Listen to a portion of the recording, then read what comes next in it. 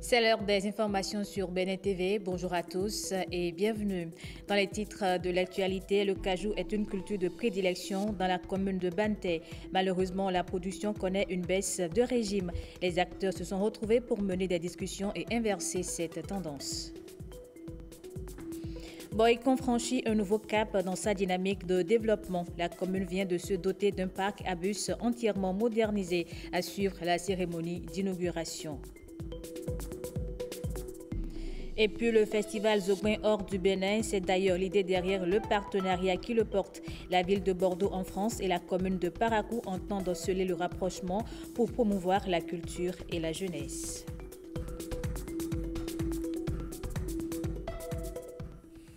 Bonjour à tous et bienvenue dans ce 13h. C'est avec une triste nouvelle qu'on démarre. Une figure emblématique de l'ORTB vient de nous quitter. Nicaise Miguel est décédé à l'âge de 71 ans. Reporter, présentateur, rédacteur en chef à la télévision nationale et chef du centre de production télévisuelle Nord à Parakou, il a mis son talent au service de la chaîne pendant toute sa carrière. Nicaise Miguel, c'était une voix et surtout une image du paysage audiovisuel béninois. On se rend maintenant dans le département des collines, précisément à Banté. Là-bas, le cajou est une culture de choix avec à la clé une production. Mais il y a quelques contraintes qui freinent l'épanouissement des producteurs. Ils se sont alors retrouvés pour réfléchir aux enjeux et perspectives de la filière. Les précisions avec Pierrette Anayossi. La commune de Banté est l'une des 45 localités du pays où le cajou est produit sur des milliers d'hectares. Les producteurs entendent tirer le maximum de ce potentiel agricole dont la production est interdite d'exportation. Lorsque nous prenons le sol de la commune de Banté en général, il a été remarqué que les produits, c'est-à-dire le cajou, qui se cultive à Banté, est d'une qualité quand même appréciable. Et il est donc important que nous nous retrouvons pour faire cet événement afin que ce produit soit mis plus en valeur. À partir du moment où Banté fait partie des greniers de noix de cajou, comme on dit, Banikwara, grenier de coton, aujourd'hui, l'identité de Banté, c'est à travers ce qu'on appelle cajou. Si la commercialisation ne se fait pas dans le circuit officiel mis en place par le gouvernement, on ne peut pas savoir que Banté a pu commercialiser à la hauteur de ce qu'il produit.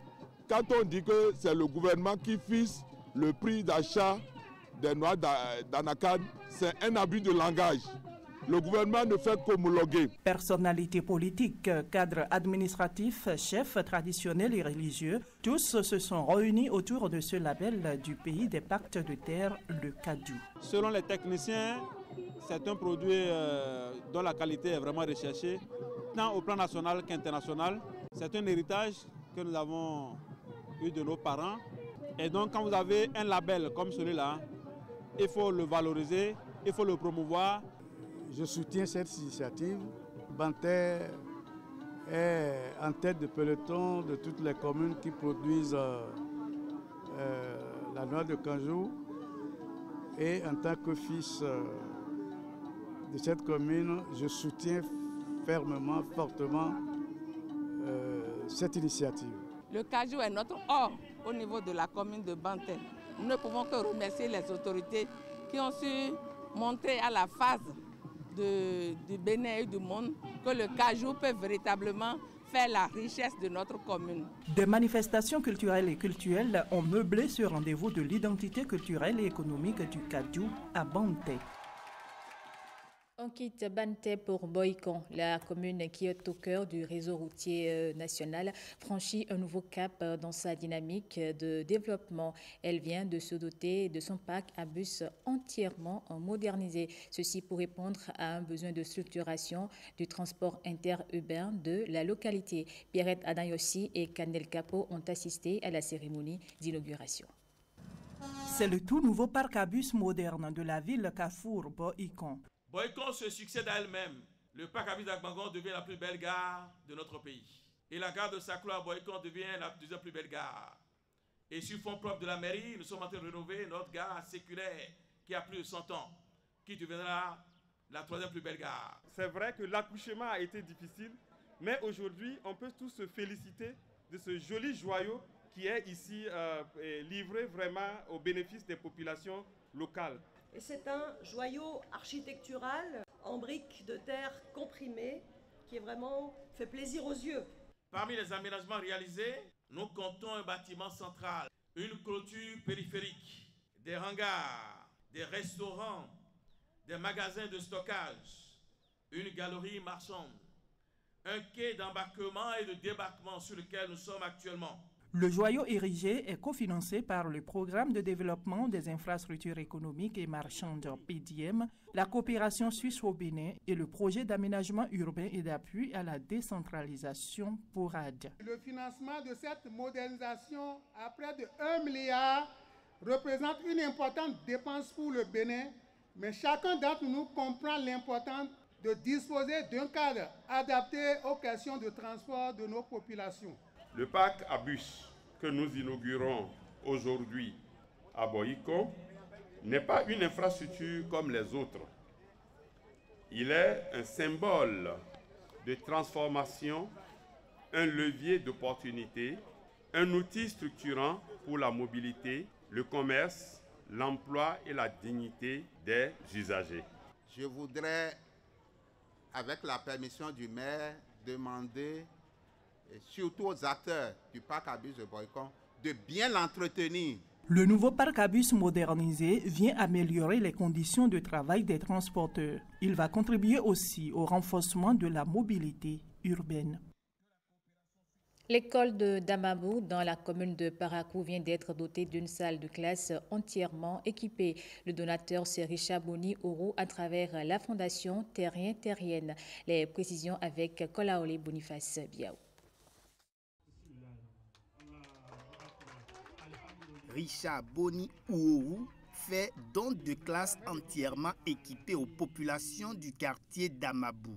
Nous, écoliers et écolières de l'EPP d'Amabou, demandons à Dieu Tout-Puissant de vous accorder une santé de fer, protéger tous les membres de votre famille. Infiniment merci. Merci aux autorités locales pour leur soutien indéfectible. Merci aux partenaires donateurs, Monsieur Richard Boni Ourou et membres de la communauté qui ont cru en nous et en ce rêve. Sur le terrain, avec le constat de l'inexistence presque de salles de classe dans cette école, le donateur n'entend pas s'arrêter en si bon chemin. Nous allons essayer encore de construire un autre module de classe à partir de demain pour que la rentrée prochaine, ce module de classe puisse être opérationnel pour accueillir une catégorie d'apprenants. Donc nous allons mettre encore une fois la main à la poche pour offrir un second module de classe dans l'espoir que d'autres personnes s'associent à nous dans cet élan parce qu'il est important que nous tous, en tant que Béninoises et Béninois, nous puissions participer à l'élévation de notre pays. Richard Boni Ourou s'engage à prendre en charge les 2 meilleurs élèves, garçons et filles de chaque classe jusqu'au certificat d'études primaires. Je vous le disais en titre, plusieurs Béninois de la diaspora se sont récemment réunis à Bordeaux, en France, autour du festival Zogbin, fruit de la coopération entre la ville de Parakou et celle de Bordeaux, en France. Le festival est initié pour sceller le rapprochement, promouvoir la culture et la jeunesse. Les détails avec Erno Adaya. Des contorsions et une expression corporelle qui lance le festival Zogbin ici à Bordeaux.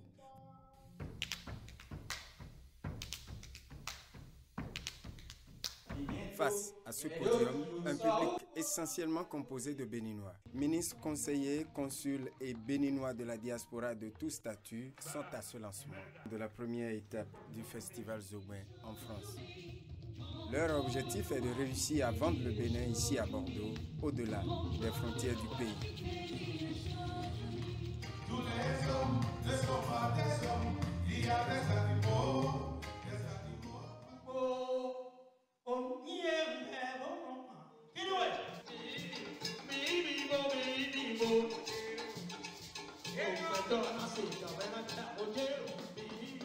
Palette culturelle, vestimentaire et promotion d'art culinaire, les petits plats sont mis dans les grands afin de faire du festival Zogbin une véritable lumière sur la culture béninoise. La phase active du festival international Zogbin est prévue du 21 au 3 août au Bénin, précisément à la place Tabera, à Parakou.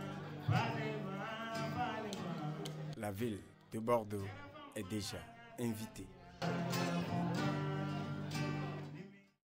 Et pour vos emplettes, quels sont les marchés qui s'animent ce dimanche? Voici pour vous le calendrier.